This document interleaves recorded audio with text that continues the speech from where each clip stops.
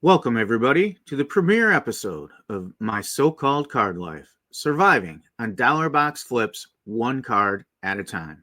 Brought to you by JC3 Cards and Collectibles, a premier reseller of low-end trading cards on eBay, Collx, and whatnot.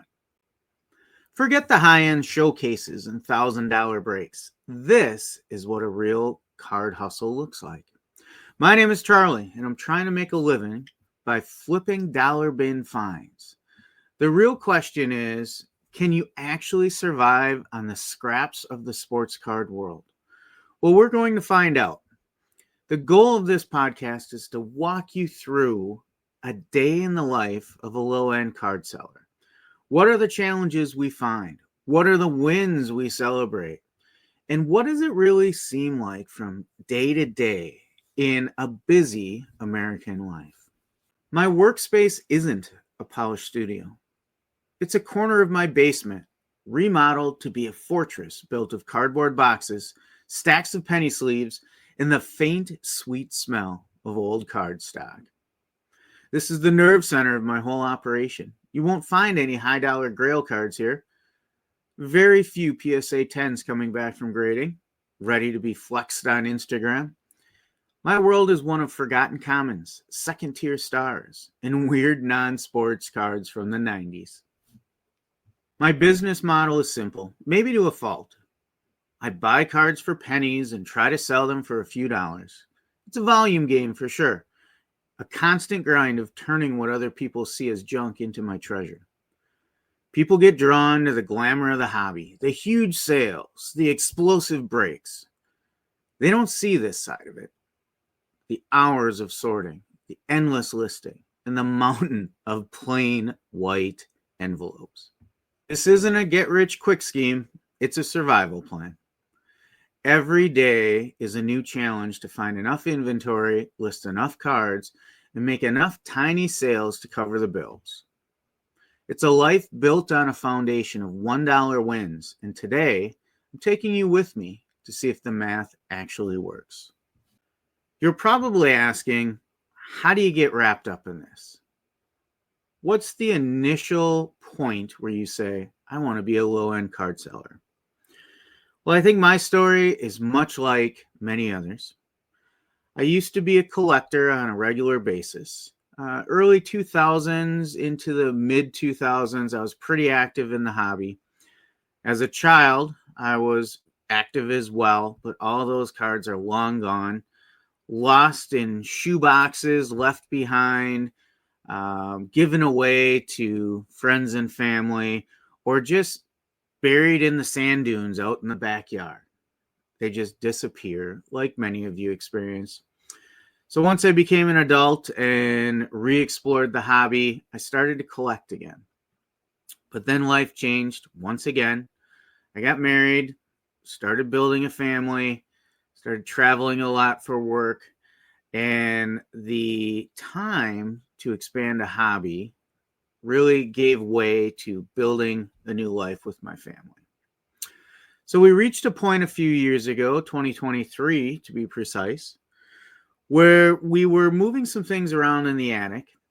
And once again, I was moving those 5 or 6 different bins filled with binders full of cards. And my wife and I looked at each other and we said, what are we going to do with these? In the long run, what do I plan to do with these? And it was at that moment we started to really think about, could we sell these? And I was fortunate enough to have a friend in the business. You may know this friend as the Dollar Box. And we had worked together on different items over the years. And we ended up having dinner together one evening. And I was able to see the Dollar Box operation in full swing. And that was that aha moment where I said, I can do something like this. I may not have all this inventory built up, but I've got a substantial first step in inventory. And if I'm not looking to keep all those binders, which in fairness are a lot of commons, what can I do with them? Are there other people looking for these? And it was that moment where I realized there certainly are. And there's a business model here to be made. And at that point, we began working out what's the end goal here with this? What does our business look like today, 5 years from now, 10 years from now? And what we set out to do is start building a side hustle, selling trading cards, which is something I truly love to do. The grind is not as bad when you love what you're doing. And the end goal is, as I reach my retirement age, is there a side business that I can continue to get up for every morning and keep myself busy, earn a little extra income, and make myself happy in the process? And this endeavor seemed to be the perfect opportunity. I'm already dealing with trading cards now and then. I have some inventory built up already from the past that's in a decent sweet spot of the history of the hobby. And I'm within about 10 years of hitting my retirement age. I'm now 51 years old. I've got 2 teenagers in the house, happily married. I've got a mortgage of our primary home, and we've got recreation property we're building on. All of those things are pointing towards you're heading into kind of that sundown of your working life. And then what are you going to do? And getting up every morning with a cup of coffee, shipping out some cards, listing some more cards, going through another collection I picked up, seemed to be a happy sunset when I reached my retirement age. And it was at that moment we said, we're going to make a go of this. And that's when JC3 Cards and Collectibles was born. The first thing we had to do was select a name. JC3 Cards and Collectibles. That name represents every member of my immediate family. My wife, my 2 boys, and myself. Because we wanted this to be a family business. Everybody contributes to the goal here. My sons set up at shows with me. They help me dig inventory when I'm at shows. They help me ship out cards. My wife as well. My wife has got a great eye for non-sport. She really helps identify the winners there. And then I take care of kind of the daily operations, the setup, everything that goes into building the infrastructure of the business, and make sure everything's going in the right direction. So the next thing we knew, we were now card resellers starting mid to late 2023. We listed our first cards. We waited to see when a buyer came along. And now we're a couple years later. It is August of 2025. We have over 18,000 listings out there. We make a nice, tidy little profit to supplement our income from our primary employers. And we see the growth and we see it building into something that'll make for a pleasant retirement when we get there. As we've built up our business, we've expanded to being a little bit of a content creator. We started our YouTube channel. We did the typical things. We shared some of our buys. We did some rips. We shared some of our sales. We shared some how-tos, and we still do some of that.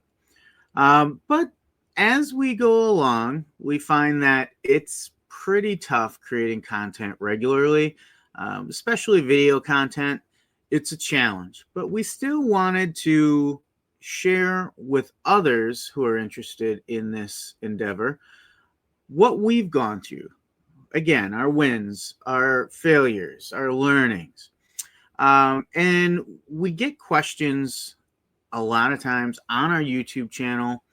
We also have a Discord conversation that's very active. JC3 Cards and Collectibles and the Dollar Box help moderate a Discord for the Dollar Box on their channel.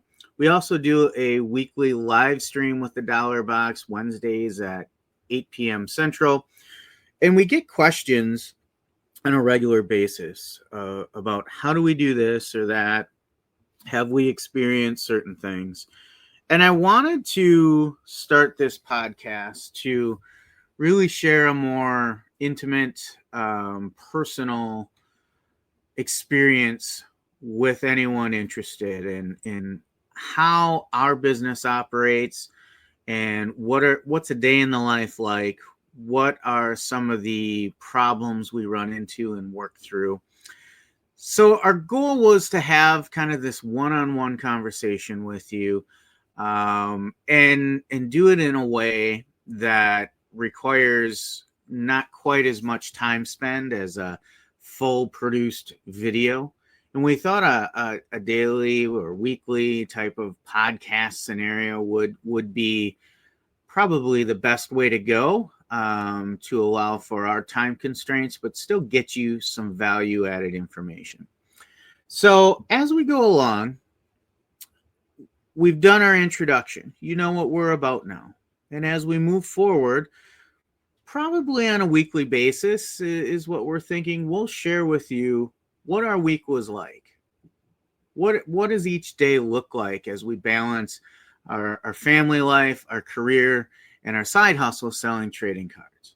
We'll share examples of problems we've run into and how we resolve them. We'll share examples of how we source inventory and all of the things that go into operating a reselling business. So if you're thinking about going into the reseller business yourself, or perhaps you've started it and you've run into some challenges you're struggling with, we hope to be able to help you through some of those through our experiences. And we hope to build a community around resellers and specifically on that low end spectrum of card sales. We're talking the $1, $2, $3, maybe up to $10 cards, maybe even up to $20 cards. But we won't be sharing a lot of experience on those cards that are hundreds of dollars or thousands of dollars or even, six-figure cards, because that is not the end of the pool that we dive into. So we hope you join us on a regular basis to share our experience and get something from our experience that'll help you in your own endeavor. We look forward to sharing with you and make your own endeavor more successful. We encourage you to post your questions in the chat below. We will do our best to answer those in a timely fashion for you. We'd love this to be interactive. More than happy to share more of our experiences. So until next time, take care of each other, and we'll talk to you soon.